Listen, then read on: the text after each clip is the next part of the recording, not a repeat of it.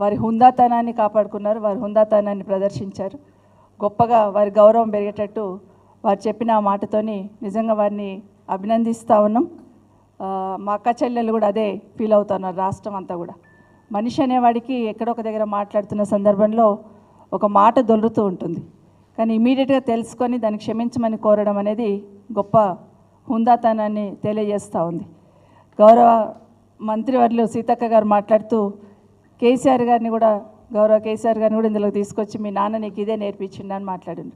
కానీ కేసీఆర్ గారు నేర్పించిన సంస్కారం ఏందో కేటీఆర్ గారి రియాక్షన్లో అర్థమైంది. వారికి ప్రత్యేకంగా అభినందనలు తెలియజేస్తూ ఉన్నాం. చాలా సంతోషం. ఈరోజు చూస్తూ ఉంటే నిన్న మొన్న చూస్తూ ఉంటే రాష్ట్రంలో మహిళలకు ఏదో అవమానం జరిగిపోయిందని అందరూ కూడా గొంతెత్తి మాట్లాడుతూ ఉన్నారు. చాలా సంతోషం. 8 నెలల తర్వాత మహిళల పట్ల ఏదో అనుచిత వ్యాఖ్యలు చేశారని చాలా గొప్పగా అందరూ స్పందిస్తూ ఉన్నారు. ఈరోజు ఒక పేపర్ చూస్తే అయితే మొత్తం పేపర్ నిండా అదే స్పందన ఉంది. కేటీఆర్ గారు ఏదో పొరపాటు మాట్లాడున్నారు, మహిళలకు చాలా అవమానం జరిగిపోయింది, అసలు ఇంత అవమానం ఎప్పుడు గతంలో చూసి ఉండలేదు అనే లెవెల్లో స్పందన చూస్తున్నాం. చాలా సంతోషం. కానీ 8 నెలల్లో రాష్ట్రంలో జరుగుతున్న ఎన్ని ఒక్కసారి మననం చేసుకుంటే ఇప్పటికైనా కళ్ళు తెరిచిందా అనిపిస్తూ ఉంది. కేటీఆర్ గారు ఇమీడియట్గా స్పందించి క్షమించమని అక్క చెల్లెలను అడిగిన తర్వాత కూడా రాజకీయ లబ్ధి కోసం వారు ప్రయత్నం చేసిందనేది స్పష్టంగా అర్థమైన విషయాన్ని ఒకసారి మీ దృష్టికి తీసుకొస్తా ఉన్నాను. రాష్ట్రంలో 8 నెలల్లో 1800 మంది మహిళల మీద అత్యాచారాలు, హత్యలు, చాలా ఇన్సిడెంట్ జరిగినాయి. పోలీస్ శాఖ ఇచ్చిన సంఘటనల లిస్టే 1800 పైచిలకు సంఘటనలు జరిగినట్టున్నాయి. కానీ ఎక్కడ స్పందించినట్టు కనిపించలేదు మాకు. కానీ ఇప్పుడు మాత్రం మహిళల మీద మాకే గౌరవం ఉంది, మేమే మహిళలకు పేటెంట్ హక్కు, మహిళల చిత్తశుద్ధి ఉంది, మాకే ఉంది అనే లెవెల్లో మాట్లాడుతున్నారు. కానీ 1800 మంది ఇన్సిడెంట్ జరిగినప్పుడు ప్రధానంగా గౌరవ మంత్రివర్యులు ఇద్దరు స్పందించున్నారు, మహిళా మంత్రివర్యులు ఇద్దరు నిన్న స్పందించారు. చాలా సంతోషం. కానీ ఇదే ఒక అంధ విద్యార్థికి మలపేటలో సంఘటన జరిగింది అని అన్నప్పుడు అది ఎలాంటి సంఘటన కానివ్వండి, ఇంటర్నల్గా హాస్టల్లో ఏమైనా సంఘటన జరిగిందా ఏదన్నా కానివ్వండి, కానీ మీరు కనీసం మహిళా మంత్రులు కదా, హైదరాబాద్ నడిబొడ్డున కదా ఒక అంధ విద్యార్థి మీద జరిగింది కదా, మీరు మీ శాఖకు సంబంధించింది కదా గౌరవ మంత్రి గారు, మీరు విజిట్ చేశారా? కనీసం అక్కడ అమ్మాయికి ఏం జరిగింది, ఎందుకు జరుగుతుంది అనే హాస్టల్ని విజిట్ చేసే ప్రయత్నం ఎక్కడైనా చేశారా? గత 8 నెలల నుండి ఈ నగరానికి ఏమైందని పత్రికలే పతాక శీర్షికన రాస్తూ ఉన్నాయి. అంటే నగరంలో ఏ మూల చూసినా మహిళల మీద అత్యాచారాలు, అఘాయిత్యాలు జరుగుతూ ఉన్న సందర్భం, ఏ హాస్టల్లో చూసినా ఎలాంటి సంఘటనలు జరుగుతున్నాయో చూస్తున్న సందర్భం. రోజు ఒకటి పేపర్ ఓపెన్ చేయగానే ఇప్పుడే ఒక న్యూస్ చూస్తున్నాం, ఫాదర్ మీద సూర్యాపేటలో జరిగిన ఇన్సిడెంట్, ఫాదర్ మీద అటాక్ జరుగుతూ ఉంటే తట్టుకోలేక ఆ అమ్మాయి గుండె అయిపోయి చనిపోయిందనే లెవెల్లో ఈరోజు ఒక న్యూస్ చూస్తున్నాం. చాలా బాధాకరం. ఎందుకంటే ఇలాంటి సంఘటనలు చూస్తున్నప్పుడు మనసు కూడా కొంచెం బాధేస్తూ ఉంటుంది. కొన్ని సంఘటనలు ఒకసారి గుర్తు చేస్తాను. ఆర్టీసీ డ్రైవర్ ప్రయాణికురాలి మీద అత్యాచారం చేసినప్పుడు ఎక్కడ పోయినారు ఈరోజు మాట్లాడుతున్న మహిళా మంత్రివర్యులు కానివ్వండి, గౌరవ శాసనసభ్యులు కానివ్వండి. ఆర్టీసీలో బస్సులో ఒకటి కాదు 2-3 ఇన్సిడెంట్స్ జరిగినాయి. మన మెట్టుగూడలో కానివ్వండి, లేకపోతే సూర్యాపేట నుండి వస్తున్న వెహికల్లో కానీ బస్సులో కానివ్వండి జరిగిన సంఘటనలు అప్పుడు ఎందుకు మాట్లాడలేకపోయి ఉన్నారు? పెద్దపల్లిలో 6 సంవత్సరాల అమ్మాయి మీద అఘాయిత్యం జరిగింది, ఎక్కడ పోయి ఉన్నారు? అదే కాకుండా భూపాలపల్లిలో మహిళా కానిస్టేబుల్ మీద అత్యాచారం జరిగినప్పుడు ఎందుకు మాట్లాడలేరు? నాగర్ కర్నూలు చెంచు మహిళ మీద అత్యాచారం జరిగినప్పుడు మేము పోయి మాట్లాడినాం, నేను సత్యవతి గారు అక్కడ పోయి మాట్లాడిన తర్వాత ఈ ప్రభుత్వం రియాక్ట్ అయింది తప్పిస్తే దాని గురించి కనీసం మాట్లాడడానికి కూడా ఇష్టపడలేని సందర్భం చూస్తున్నాం. మొన్న పోలీస్ స్టేషన్లో చూస్తున్నాం, షాద్నగర్లో పోలీస్ స్టేషన్లో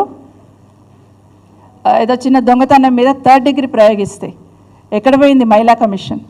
ఎందుకు పిలవలేదు మరి ఆ రోజు మహిళా కమిషన్? ఎందుకు నోటీస్ ఇవ్వలేదు? దుండిగల్లో గ్యాంగ్ రేప్ చూస్తున్నాం. పోలీస్ స్టేషన్లో కంప్లైంట్ ఈయనకి వచ్చిన మహిళనే తీసుకెళ్లి గ్యాంగ్ రేప్ చేసిన సందర్భంలో మన హైదరాబాద్లో చూస్తున్నాం. 16 ఏళ్ళ అమ్మాయి మీద ఒక సిఐ అత్యాచారం చేసిండని. ఇవన్నీ వినిపించలేవా, కనిపించలేవా? కేటీఆర్ గారు మాట్లాడినతోనే మహిళల మీద చాలా అవమానం జరిగింది అన్నట్టు మాట్లాడుతున్నారు. మరి ఇవన్నీ కనిపించలేవా?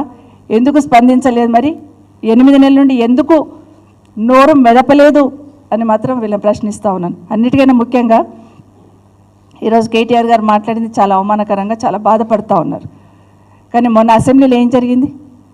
అసెంబ్లీలో నిండు సభలో మేము మహిళలం కాదా? మరి మహిళల పట్ల గౌరవ ముఖ్యమంత్రి గారు, గౌరవ ఉప ముఖ్యమంత్రి గారు మాట్లాడిన మాటల్ని సమర్థించుకున్నారు కదా ఆ రోజు మీరు.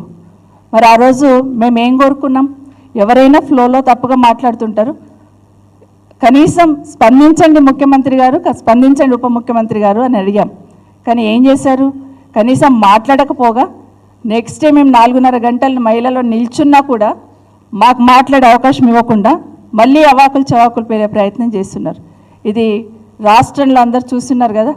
మరి నిజంగానే ఈరోజు మాట తప్పు దొలిరిందని చెప్పి ఇమీడియట్గా కేటీఆర్ గారు స్పందించిన సంస్కారం ఎక్కడ? 4 గంటలు నిల్చుంటే 4:30 గంటలు మేము మహిళా ఎమ్మెల్యేలము మాట్లాడకుండా అసెంబ్లీలో నిల్చొని ఉంటే కనీసం స్పందించడం కాదు కదా, ముఖ్యమంత్రి గారు మిగతా వాళ్ళు రాక్షసానందం పొందారు అక్కడ. నిజంగా చాలా బాధ అనిపించింది. అంతసేపు నిల్చొని ఉంటే కనీసం మాట్లాడడానికి అవకాశం ఇవ్వకుండా, కనీసం పొరపాటు జరిగిందో లేదా మాటలో దొల్లినమానో కాకుండా ఏం మాట్లాడారు అనేది ఖచ్చితంగా ఈరోజు సంస్కారవంతులు ఎవరు, సంస్కారవంతంగా ఎవరు ప్రవర్తించారనేది రాష్ట్రంలో ఉన్న ప్రజలందరూ గమనించున్నారు. నిజంగానే సంస్కారవంతంగా మాట్లాడిన మాటలు ఎవరు మాట్లాడున్నారు, సంస్కారం తప్పి ఏ విధంగా ప్రవర్తించున్నారు అనేది ఈరోజు రాష్ట్ర ప్రజలందరికీ తెలిసింది. మహిళల పట్ల ఎవరికి చిత్తశుద్ధి ఉంది, మహిళల పట్ల పొరపాటున మాట్లాడితే ఏ విధంగా స్పందించాలి అనేది గతంలో మొదటి అసెంబ్లీలో గౌరవ కేసీఆర్ గారు కేటీఆర్ గారికి డీకే అన్న గారికి ఒక మాట బెగిలినప్పుడు ఇమీడియట్గా కేటీఆర్ గారితో క్షమాపణ చెప్పించారు ఆ రోజు. అది కేసీఆర్ గారి సంస్కారం, మా నాయకుడు మాకు నేర్పిస్తున్న సంస్కారం అని ఒకసారి తెలియజేసుకుంటూ, ఇదే కాదు ఇదే ముఖ్యమంత్రి గారు అసెంబ్లీలోనే కాదు బయటకు వచ్చిన తర్వాత మహిళల పట్ల ఏ విధంగా మాట్లాడారు, అది మైక్ పట్టుకొని మాట్లాడుతున్నప్పుడు ముఖ్యమంత్రి హోదాలో ఏ విధంగా మాట్లాడారు అనేది ఒక్కసారి వెనక్కి తిరిగి చూసుకుంటే ఆలోచించుకుంటే రాష్ట్రంలో అందరికీ అర్థమవుతుంది. మా దగ్గరికి వచ్చినప్పుడు నన్ను సంబోధిస్తూ పొద్దునో మాట మాట్లాడుతుంది, రాత్రో మాట మాట్లాడుతుంది అన్నారు. డీకే అన్న గారి దగ్గరికి వెళ్ళినప్పుడు పండబెట్టి తొక్కుకుంటూ పోతామన్నారు. అమ్మ మహిళా సోదరిమణులు, మహిళా మంత్రివర్యులు, మరి ఈ మాటలు మీకు వినిపించలేదా? ఎందుకు స్పందించాలనుకోలేదు? ఎందుకు మీ ముఖ్యమంత్రి గారికి చెప్పాలనుకోలేదు? ఈరోజు కేటీఆర్ గారు మాట్లాడింది రాద్ధాంతం చేస్తున్నారు కదా, మరి ఇవన్నీ ఎందుకు వినిపించలేదు మీకు? మీరెందుకు అక్కడ స్పందించే ప్రయత్నం చేయలేదు? ఈరోజు బట్టి గారు అసెంబ్లీలోనే ఏ మొహాలు పెట్టుకొని వచ్చినారు అన్నప్పుడు ఎందుకు స్పందించలేదు? మేము మహిళలం కాదా? ఈరోజు సీతక్క గారు గురించి సోషల్ మీడియాలో ఏదో వచ్చిందని ముఖ్యమంత్రి గారు చాలా ఆవేదన చెందారే, మరి మేము మహిళా సోదరిమణులమే కదా, మేము ఆడబిడ్డలమే కదా, మరి ఎందుకు స్పందించలేదు? ఎక్కడ పోయింది మీ సంస్కారం అని సుటి వాళ్ళని ఒకటి ప్రశ్నిస్తూ ఉన్నాను.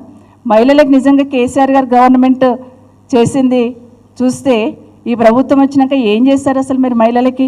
అసలు కేసీఆర్ గారు మహిళల పట్ల చూపించిన చిత్తశుద్ధి ఈ ప్రభుత్వం వచ్చిన తర్వాత ఏం చేశారు? గత 10 సంవత్సరాలలో మేము చెప్తేనేమో వినడానికి సిద్ధంగా ఉండరు, మేము ఏం చేస్తామో చెప్తే వినడానికి సిద్ధంగా ఉండకుండా మమ్మల్ని టార్గెట్ చేసి మాట్లాడుతుంటారు. ఈరోజు కేసీఆర్ గారు 10 సంవత్సరాల్లో ఆశాలకి అందరు మహిళా సోదరిమణులే ఉంటారు, శాలరీస్ పెంచున్నాం, అంగన్వాడీ సోదరిమణులకి శాలరీస్ పెంచున్నాం, ఆర్పీలకి వాళ్ళకి హానోరియం ఇచ్చున్నాం, వివోఏలకి కూడా వాళ్ళు మహిళా సోదరిమణులే వాళ్ళకి ఇచ్చున్నాం. అదేవిధంగా షీ టీమ్స్ ఏర్పాటు చేస్తాం. ఇలాంటి రక్షణ మహిళా సోదరిమణులకు ఉండాలని షీ టీమ్స్